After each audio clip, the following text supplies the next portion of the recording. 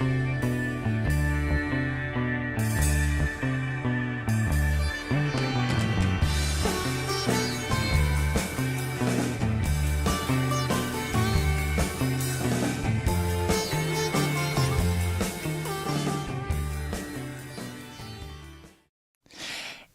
my juicy co-creators. Lido here. I'm in London with Lars, and you're Danish. I loved it. I'm French, American, you're Danish, and we're meeting here in London. How perfect. I love your hat. Yeah. I don't know if I do, but I have to break it, Yeah. So I think it suits you so perfectly. And thank you. And I'm excited to be interviewing you. And speaking of, and I know some of you are going to love this, of Magdalene, Joshua, and the Seer and the Grail and all of that, all those amazing names that we hear of that are out there in our consciousness. And maybe there's been some miscommunication and some information that was holding back, but now we're opening up. And a lot of my interviews are around this feminine energy coming through and what's really going on. So I'm excited to speak with you, Lars. And I want to thank Watkins' book, because I know you're published by them, and thanks to them, we were able to connect really quickly. And none of those interviews are done, I believe, by coincidence. And there is this magical kind of tapestry. And lately, the word seer really came about in a few different interviews. And I'm kind of intrigued by that, because we hear of psychics and we hear of divinities and oracles, but seer is a little bit different. I know that you were in contact with one of them years ago. You had quite a childhood, a lot of suffering. Even later on as an adult, you in parallel, you were kind of a songwriter also and a singer. So much has happened. But tell us about this moment when you were 10 years old and you lost your sister and start seeing the world in a different way. And it was quite a very painful time, huh? Yes. The whole process opened me up, it really changed my life completely. And I was suddenly, it was like somebody had just, what do you call it, the veil between this reality and some other reality just disappeared, overnight, and I became very sensitive. I started looking through people I could hear what they really were thinking, and I couldn't find out because they thought one thing, said another, and did a third thing. It was really frightening for me, 10 years old. And I was starting to develop different kinds of other kind of perceptions. I could feel other people's pain, and I took it upon me. So it was very difficult. Yes. And at the same time that you were having what you called a painful Kundalini type of experience, you were receiving messages, and you were recording that through your journal. I mean, how was that working? That's another thing maybe about this. I started developing some Kundalini kind of movements that came about every night. But when I met the seer many, many years later, he told me that this was very normal for everybody.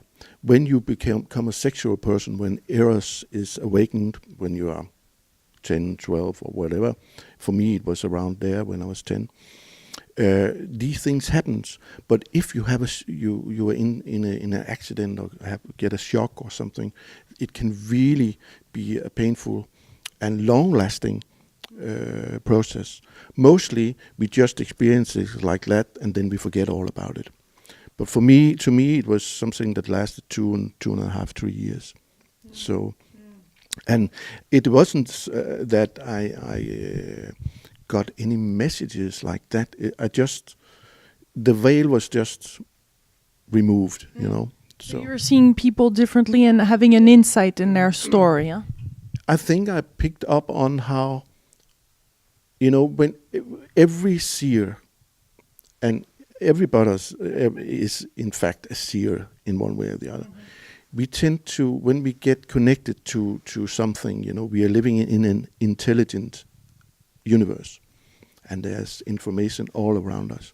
But when we connect to it, this information has to go through you. It has to be filtered to who you are and all your prejudices and whatever you have of fears and stuff. So that goes for me too also when I was a kid.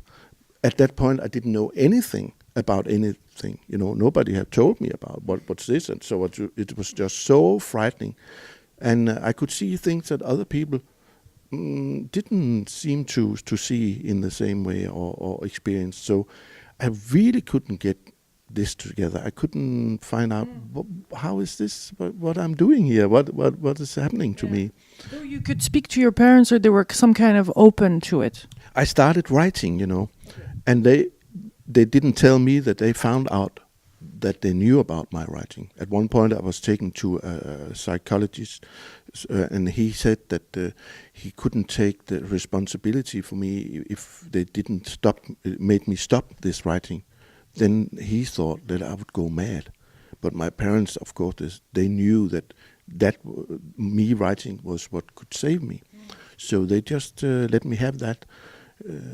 And I think also they had so much on their plate after my sister died, and we were strictly working class, trying to get it together, and my mother was a hairdresser, my father was a taxi driver. So they really had enough to... So I think it suited them well that I could write. And what's interesting to notice and say, and a lot of us have experienced that, is when something like that or tragedy happens during it, we think we're responsible for it. You thought on some levels there has been some kind of forgiveness, I guess, to do. I think that maybe because of my karmatic background, I had to go through this.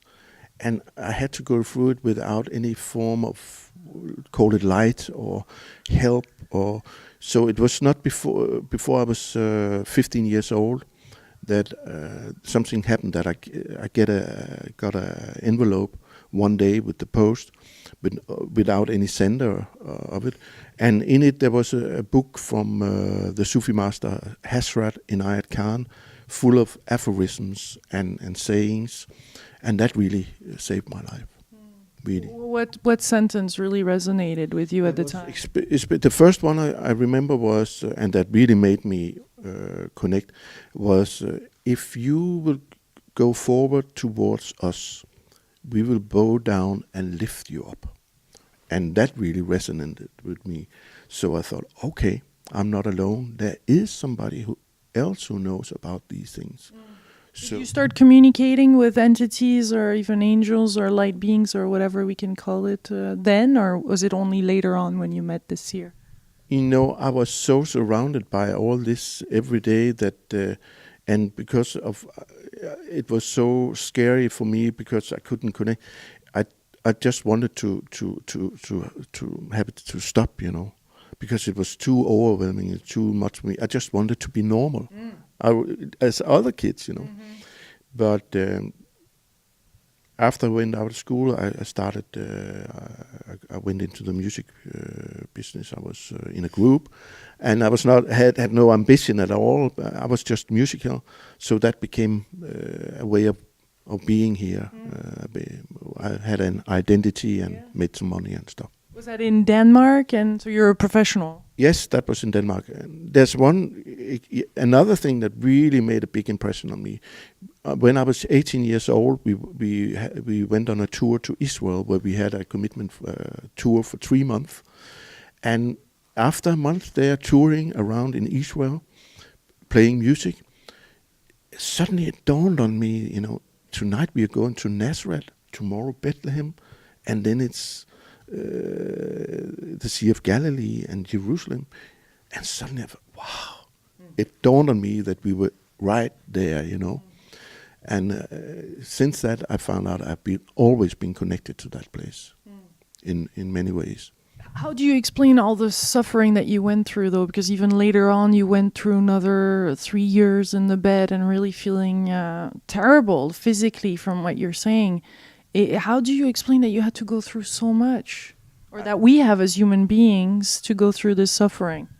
I think it's the one gift that we get that we never realize is a gift. And I did not either, but it's a kind of cleansing. It's something that we have to go through. But if we can see through it and see that behind it, or deep hidden within the pain or whatever we are going through, there is a gift. The experience and what we learn. And if it results in us being more conscious of what we're doing, because consciousness is the real key and why we are here. So I think that's what it's really about. It's a cleansing process, and for us to waking up. Pain is the messenger, and the message is wake up. When you were in the bed and you were suffering, at some point you got the message that, okay, I'm going to take on the suffering of the whole planet now. I might as well, or something to that extent. Was that for you, or is that something that you recommend now? What do you recommend to people to actually snap out of the suffering, if they're there physically, mentally, emotionally, spiritually? Normally, when people go through any kind of suffering, of course, they don't want to do it. So they are complaining, and they are, isn't it bad for me? And blah, blah, blah, blah. Instead, you could really make it meaningful to be it, not for yourself, but for the whole world. You can take upon you the pain of the world, and that may sound megalomaniac, but it really makes a difference. And I can't stop thinking about, without any comparison, that's very important, that what Jesus did when he went on the cross was not to take away our sin. Because if he really did that, there was no reason for us to be here. We have to take responsibility for ourselves. So him taking upon him the pain of the world, in that gesture he tried to show us that we can make the meaningless meaningful. You can give meaning to everything you do, even pain. So that's a message, I think. And we're gonna go in greater detail on the message too that you got and what you've learned through going through those writings, and the Armenic writings, and all that. But the last little piece that is important in your story to talk about is you're meeting this seer at some point that really helped you and that you spent quite a lot of time with. Yes, I mean he was very precise. He was a former military man. So he was very, and that was not maybe the last one I needed, I thought, but that was exactly what I needed. And he was so intimidating in many ways because he could look straight through you. But on the other hand, I could look straight through to him too, because we were meant to meet for other reasons. That him helping me, I also had to help him. So.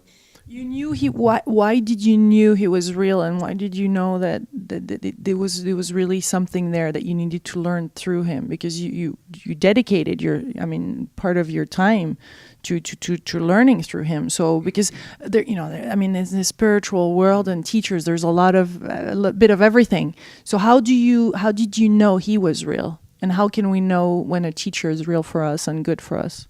Just imagine that you have been lying on a bed for 3 years, nobody can help you. And suddenly here, you talk to someone on the telephone, and within 10 minutes, he have got you up of the bed and healed you. Then you know that would do it, yeah. Yeah, I think you don't need any more preparation. You just go with it. But an important thing that I learned also through him, that is always trust your first impression. Yeah. Go with it. Because if you start thinking about it, forget it, then it's gone. So before the person can interfere, and I know, because every time I interfere with anything in my business, it goes just down the drain. Just forget it. just go with the flow and try to stay connected. And then you know exactly when it's right or when it's wrong. It is when you start questioning what you're feeling, then you have lost it completely. The doubts, yeah. Yes. So I mean, you just try to be to act ethical and be all right and treat others the way you want it to be treated. I mean, it's not so. It's not. I mean, it's so very easy. In fact, it's very, very easy. You know, just go and do it. Yeah. Don't talk about it. Do it. How did you know? Because this is the trilogy. Huh? How did this started? How did you knew that you had to write a book? I really didn't. But with the first day, when I met the seer down the mountain of Montségur, when we came down the mountain, I heard myself say, "I think that this meeting will result in me writing 3 books." And when we came down from the mountain, just in the evening when we sat by the fire, he said. Then he responded and said, "Yes, I'll be part of 2 of them, and the third one, there will be somebody else." And that was exactly how it was. It came to be. Yeah. And so what are some of those things? How so? This was over 7 years, a course of 7 years, and how did this? This all started in the late 1990s.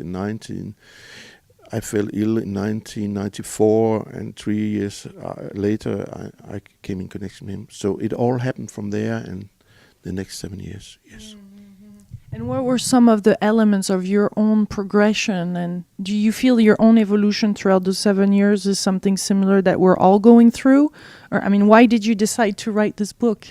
I just had to. Yeah. I was committed to do it. Yeah. So there was no, do you want it or don't you? I just had to do it, and I did it, and I got so much help. And I can even today, I can open it, and there's a lot of things I can't account for. But of course, mostly the things I've experienced, because I don't talk about anything that I haven't experienced myself. So, but still, there's things in that book that, wow, where did that came from? And so. Let's open it randomly to a place to see what we can talk here about, because there's so many teachings. Yeah.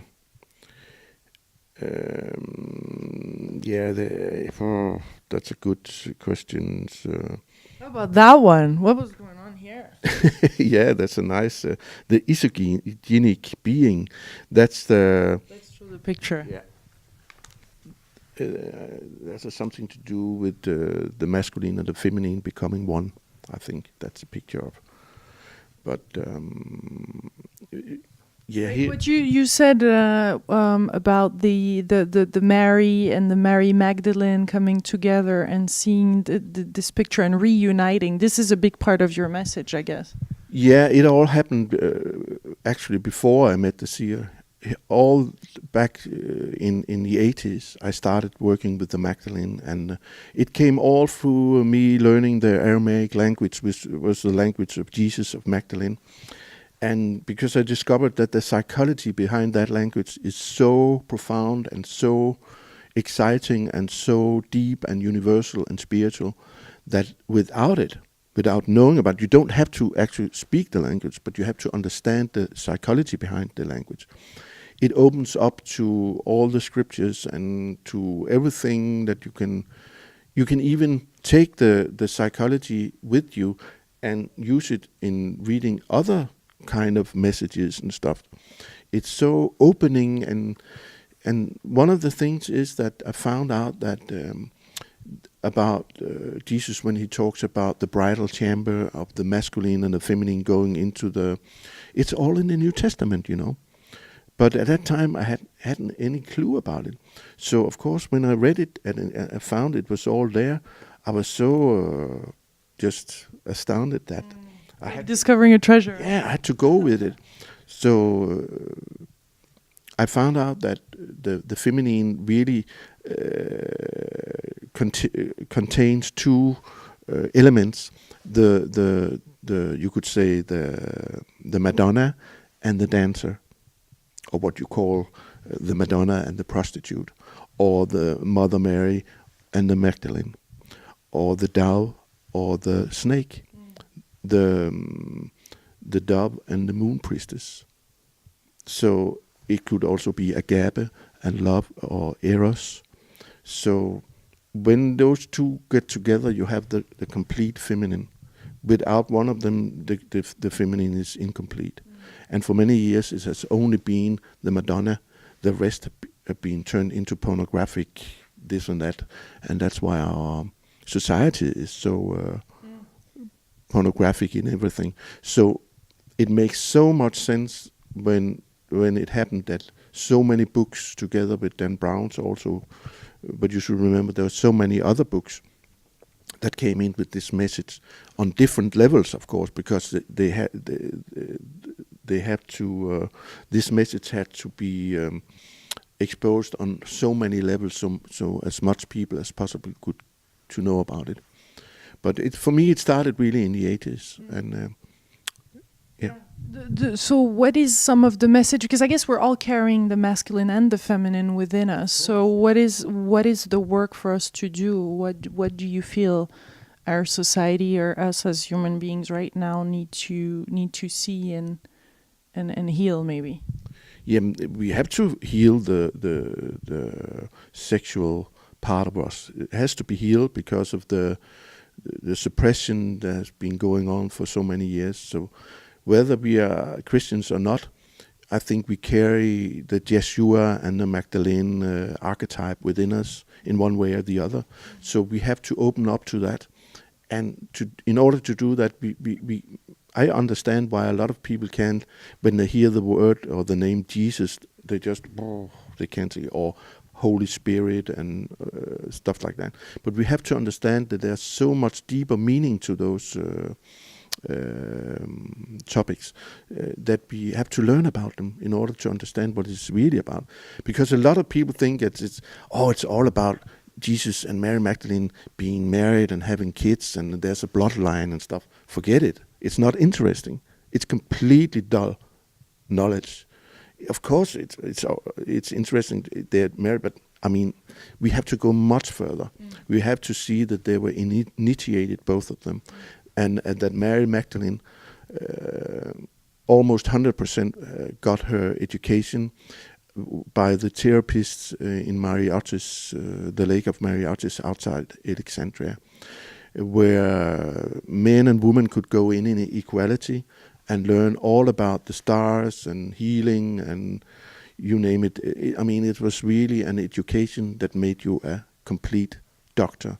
And in Magdalene's, the Magdalene, Magdal is a kind of initiation name. There was a lot of Magdalenes, but there was only one Magdalene, the Magdalene. That was Mary the Magdalene. And she was probably married to Jesus, but it was in another sense of the word that we understand today. They were equal. She was the teacher of the female, and he of the male followers. So that was it. Yeah. What does it take to be initiated nowadays? Those days. Yes, it's a big topic. Yes, it is. But if you go into the New Testament, you could actually read all about it. When Jesus went out 40 days in the desert, we can read in the Aramaic, he set himself in an unprotected state. In an unprotected state. It's very interesting. What does that mean, to put yourself in an unprotected state? You're opening up to meet the wild animals of the desert, your own shadows. So the first thing everybody must do, and a lot of people don't really want to. It's pretty scary. Yeah, that is to work with your own shadows, because everybody has a shadow somewhere, and a lot of them, we find out, is hidden in the sexual department. That means if you have a real good partner, you should have the guts to share your most intimate fantasies with the other part. That could be very difficult, because if the other part are not open for that, I mean, forget it. So if you open up your doors to your inner self and invite somebody in there, that person, whoever it is, a woman or a man, must go in there without any prejudices. And it doesn't matter if that person doesn't understand anything of what they experience inside there. They must just go with it and respect it and embrace it. If they can't do that, I mean, forget it. What do you mean forget it? Because there's a lot of partners that are just not ready to hear this stuff. Yes, but then they have to be ready for it, because there's no going in over the fence or anything. You have to really commit yourself to this. You have to be honest and mature. And that's what needed. You have to be a mature human being in order to do this. And childlike too. Because a lot of us, or more and more, we feel like the more to get the layers out, we are also becoming more childlike. So it's both. Huh? It's again another paradox. Yeah, but there's also another thing that a lot of people think that because they have this dirty fantasy or any sexual drive or something, they really think this is not spiritual. I can't. It's really. Forget about it, because it's on a complete another level. And the moment we understand that all those fantasies really are part of something more collective that is being played out through every one of us, it's nothing personal. You shouldn't be so scared about it. I think if you have a good partner, it could help a lot of people being healed if they could play out that fantasy, or just have the guts to talk about it. You know? My God, what are we co-creating here? Oh. Because after that, there will be a shadow. You know, all the gold that we are really looking for is hidden underneath the shadow. And one thing is the sexual part of it, but there are so many other parts of the shadow. And that was really what they did when they went into the mystery school. The first thing everybody had to do, also Yeshua, when he went into the Nazarene mystery school and the Essene mystery school, they had to go 40 days in the desert in order to set themselves in an unprotected state. And that's something nobody really wants. Have you met somebody who wants to put themselves in an unprotected state? No. Everybody is protecting themselves, and they are hiding. You know, to some degrees, even calling light beings for protection. I mean, there it is. I tell you something. I went into the secret cave, at least in the Monsieur, and I was connected to some beings in there, or within myself or in the high I was connected to. And I asked the question, how long are human beings going to look for God and search for God? And the answer was, they were never meant to. But if they could come out of hiding, so maybe God could find them. And in that, I understood that hiding really meant all our prejudice, all our fear, all our... To be simply vulnerable and authentic. And then we meet... If you can, and that exactly, if you can put yourself in an unprotected state, that means come out of hiding. So God can find you. Stop pretending. Yes, that's exactly what it's all about. And to pretend that nobody is a sexual person, for example, because I'm very, very spiritual now, and I'm very, very holy, and we are not going to talk about this dirty thing. Then, of course, you are just creating one more shadow. And that's exactly what we have been through the churches and all that.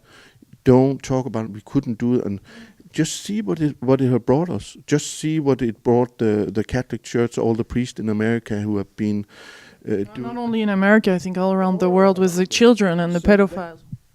It tells us that you create shadows if you're not going out in the open and just pronounce it. Exactly like when man invented we tried to split the atom. In order to find God there, we thought that God was in it. Yeah.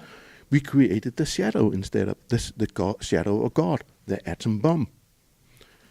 And that's the way we'll continuing if we don't stop being afraid of pronouncing what it's all about and go out in the openness. this. Doesn't mean that you and I are supposed to go down on the street and listen. I'm a very and this and that. But if we have somebody, a partner to work with, that's really what it's all about. And if we can do that in equal respect for each other, we have any chance of being a success, and we can go in and we can go much deeper in our spiritual work. But it takes guts, and it takes a good partner. Of course, it does. But we can and self-respect and love, because all of the work starts here, no? Of course, self-respect, because a lot of people don't have any partners, so we can unite the masculine and feminine in ourselves. And I think a lot of people, when they have been in a lot of relationships and they found out, now we can't do this anymore, because why I've been together with this man, because I couldn't stand to be alone or be on my own. That's not a good way of... You have to stand on your own 2 feet, and you have to be connected. And if you can stand on your own 2 feet yourself, you can stand with everybody. So that's the main... Beautiful. Last little message for us, maybe last little thing that you think is important to mention here. We could go on for hours. My goodness, this has been great. I know that if you want even more, there's another guy on Gaiam TV, another interview too, 45 minutes if you want to watch that. And there's plenty of work, and there is your book, and you're touring everywhere, and there's the website, and there's much information out. But if there's a last little message for us right now, I think whatever we do, we have to be ethical first of all. If we aren't going to be that, just remember, everything we send out comes back to us. And we could also say everything you really need and everything you really thirst for is in reality all the things you yourself need to give. Oh la la, what a program. Thank you, Lars. Thank you so much. I want to show again the cover of your beautiful book here. I have my copy. Yay! Big kisses by Juicy Co-Creators. Wherever you are, please share this video. Spread it around. Let's spread the joy and the love. Thank you. Big kisses to all of you. Bye-bye. Thank you.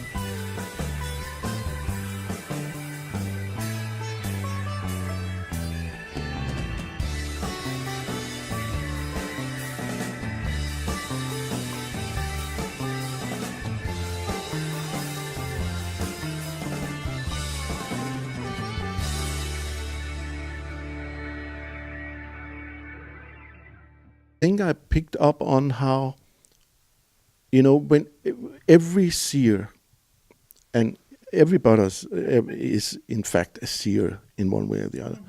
We tend to, when we get connected to something, we are living in an intelligent universe, and there's information all around us. But when we connect to it, this information has to go through you. It has to be filtered to who you are, and all your prejudices and whatever you have of fears and stuff. So that goes for me too also when I was a kid. At that point I didn't know anything about anything. Nobody had told me about what's this, and so it was just so frightening.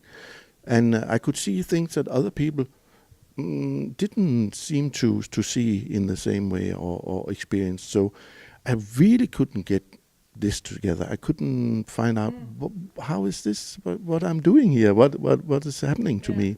So you could speak to your parents, or they were some kind of open to it? I started writing, and they didn't tell me that opened me up, it really changed my life completely, and I was suddenly. It was like somebody had just what do we call it? The veil between this reality and some other reality just disappeared, overnight, and I became very sensitive.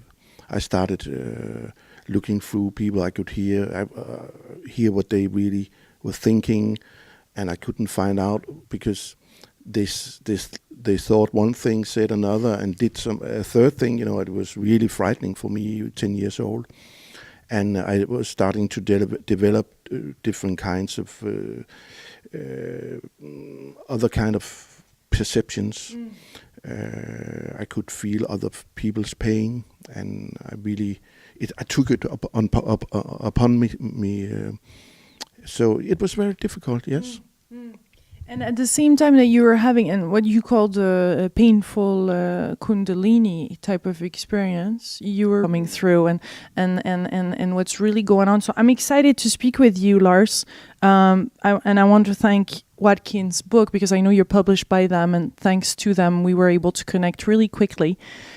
And none of those interviews are done, I believe, by coincidence. And there is this magical kind of tapestry. And lately, the word seer really came about in a few different interviews. And I'm kind of intrigued by that, because we hear of psychics and we hear of divinities and oracles, but seer is a little bit different. I know that you were in contact with one of them years ago. You had quite a childhood, a lot of suffering.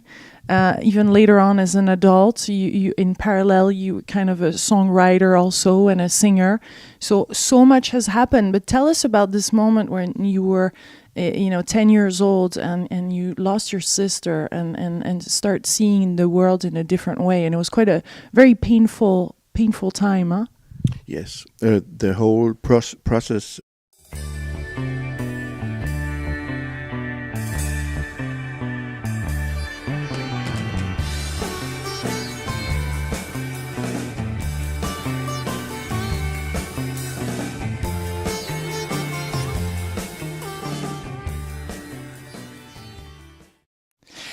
Hello, my juicy co-creators. Lido here. I'm in London with Lars, and you're Danish. I loved it. I'm French, American, you're Danish, and we're meeting here in London. How perfect. I love your hat. Yeah. I don't know if I do, but I have to break it, Yeah.